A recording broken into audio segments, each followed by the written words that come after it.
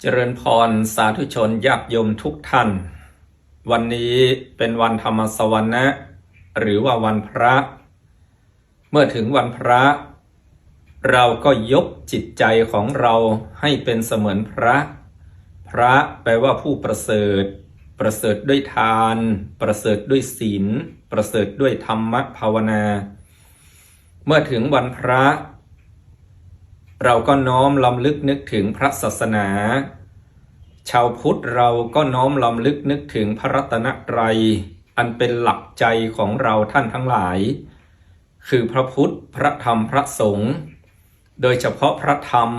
คือคำสั่งสอนแห่งองค์สมเด็จพระสัมมาสัมพุทธเจ้าเราใช้ธรรมะให้เกิดประโยชน์ในการดำเนินชีวิตใช้ธรรมะให้เกิดประสิทธิภาพในการทำงานพระพุทธเจ้าตรัสว่าธัมโมหเวรัคติธรรมจารีธรรมะนั่นแลย่อมคุ้มครองผู้ประพฤติปฏิบัติธรรมเมื่อเราประพฤติปฏิบัติธรรมคำสอนของศาสนาพระธรรมคำสั่งสอนจะทำชีวิตเราให้เกิดความสุขความเจริญดังพระบาลีที่พระเจ้าตรัสว่าธรรมจารีสุขังเสติบุคคลผู้ประพฤติปฏิบัติธรรมย่อมอยู่เป็นสุขสาธุชนทั้งหลายการอยู่ร่วมกันในสังคมไม่ว่าจะเป็นครอบครัวองค์กรประเทศชาติหรือสังคมโลกเราควรจะอยู่เบาไม่ควรจะอยู่แล้วหนักอยู่เบาไปหนักอยู่หนักไปเบาคำว่าอยู่เบาไปหนักหมายความว่าเราอยู่ที่ไหนเราทำหน้าที่ของเราการทำหน้าที่นั่นแหละคือการประพฤติปฏิบัติธรรมอยู่ที่แห่งใด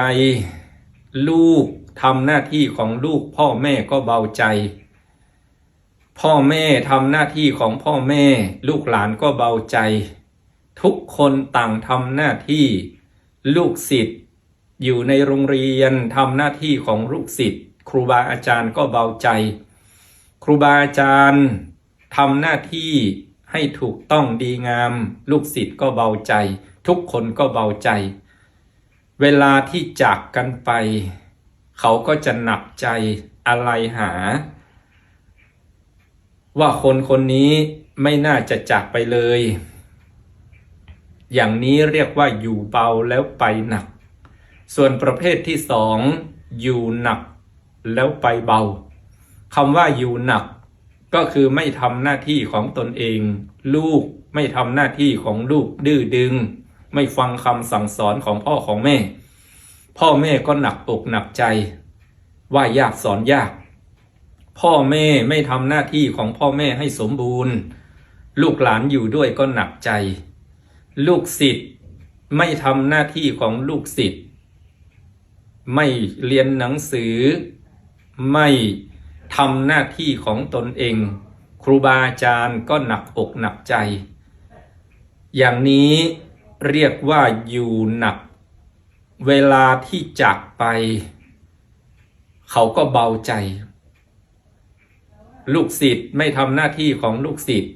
พอเวลาที่จะจากไปครูบาอาจารย์ก็เบาอกเบาใจคนอย่างนี้ไม่ทำหน้าที่ของตนเองไปเสียได้ก็ดีอย่างนี้ไม่ดีต่อชีวิตเราเลยเพราะฉะนั้นคนที่ทำหน้าที่คือประพฤติปฏิบัติธรรมนั้นอยู่ที่ไหนคนอื่นก็เบาใจ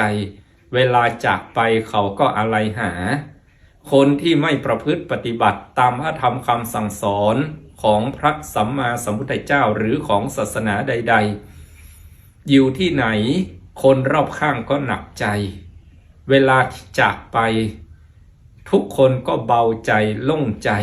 ไม่มีใครที่จะถามหาเพราะไม่ทำหน้าที่คือไม่มีธรรมะนั่นเองวันนี้วันธรรมสวนะก็ขออำนวยอวยพรให้สาธุชนญาติโยมทุกท่านจงมีแต่ความสุขความเจริญด้วยอายุวันนะสุขภาระปฏิภาณธนสารสมบัติธรรมสารสมบัติสุขพิพัฒนมงคลธรรมจารีสุขังเสติขอ พระธรรมจงนำสุขให้เกิดขึ้นแก่ทุกคนทุกท่านเทอญ